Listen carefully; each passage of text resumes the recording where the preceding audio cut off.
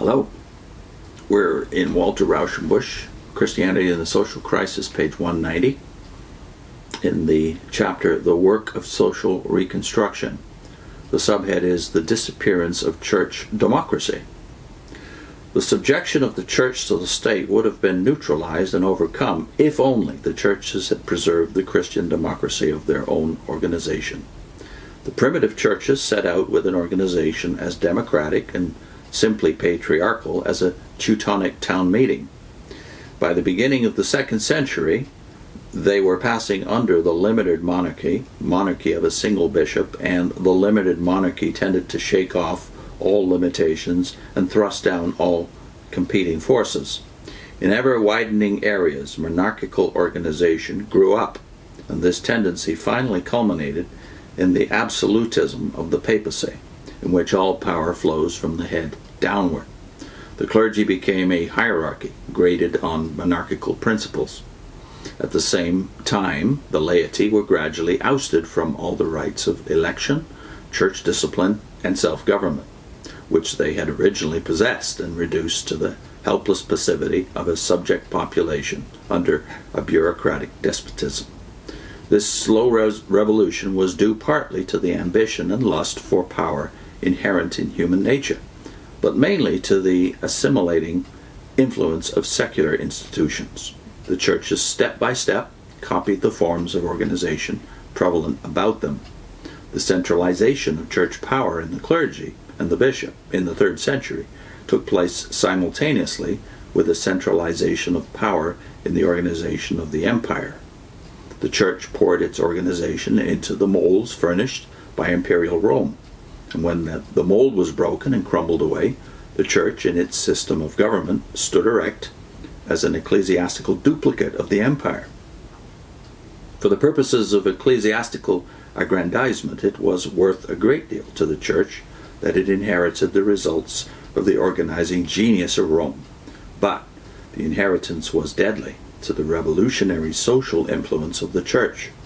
Jesus had emphatically repudiated the principles on which political government is usually run.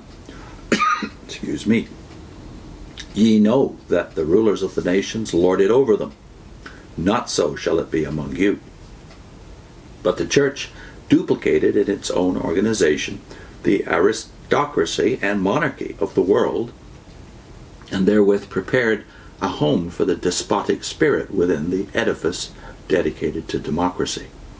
A given spirit will create an institution adapted to itself. But in turn, an institution will constantly evoke the spirit that fits it.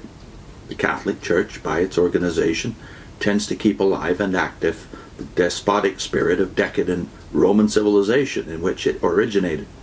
Even today, when the current of democracy is flowing so powerfully through the modern world, the Roman Church has a persistent affinity for the monarchical principle and an instinctive distrust of democracy. The chronic difficulty encountered by the Latin nations of Southern Europe and Southern America in making free institutions work is probably not due to any inefficiency of blood or race, but partly to clerical interference in government, and partly to the anti-democratic spirit constantly flowing out from the Roman Church into the national life of peoples under her control. If we ask why the church failed to reorganize society on a basis of liberty and equality, we have here one of the most important answers. The causal influences running back and forth between the civil and the ecclesiastical organization of the people are far more powerful than is generally understood. The monarchical government of the Roman Church originated in the despotic society of ancient Rome, and then perpetuated itself by the conservatism of hallowed religious institutions. The aristocratic republicanism of the Calvinistic churches originated in the Swiss republics, and then perpetuated itself wherever Calvinism went. The democracy of the congregational church bodies originated in the democratic passions of the English Revolution, and also perpetuated itself. Thus the church borrows from the state. But in the same manner, the state borrows from the church. The action of religion on the minds of men is so profound that they are always led to give to the organization of the state forms which they have borrowed from that of religion. If a people is accustomed to the spirit and practice of self-government in its local churches, it will find self-government in the civil community that much easier, and any government from above will be unpalatable. The congregational churches of New England and the town meetings of New England are causally related, just like the priest-ridden Church of Russia and her political autocracy. The maxim of King James I, no bishop, no king, was quite right in the perception that one kind of monarchy strengthens the other. In the English Revolution, the political attitude of each section was quite accurately graded according to its ecclesiastical radicalism. The Episcopalians were for the king, the Presbyterians were for a strong parliament. The Independents were Republicans, and vice versa.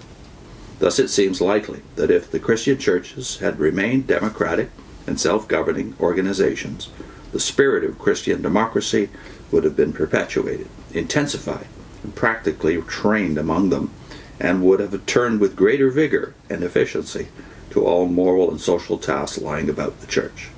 It is significant that with every turn toward a purer conception of worship and doctrine in the evangelical sects of the Middle Ages, there was also a turn towards democracy in church organization and toward radical social ideas. They all had communistic ideals. Next time, the lack of scientific comprehension of the social development. We'll put a link into 5 characteristics of cultic groups, the pyramid power structure being outstanding among the comparisons that Rauschenbusch draws here.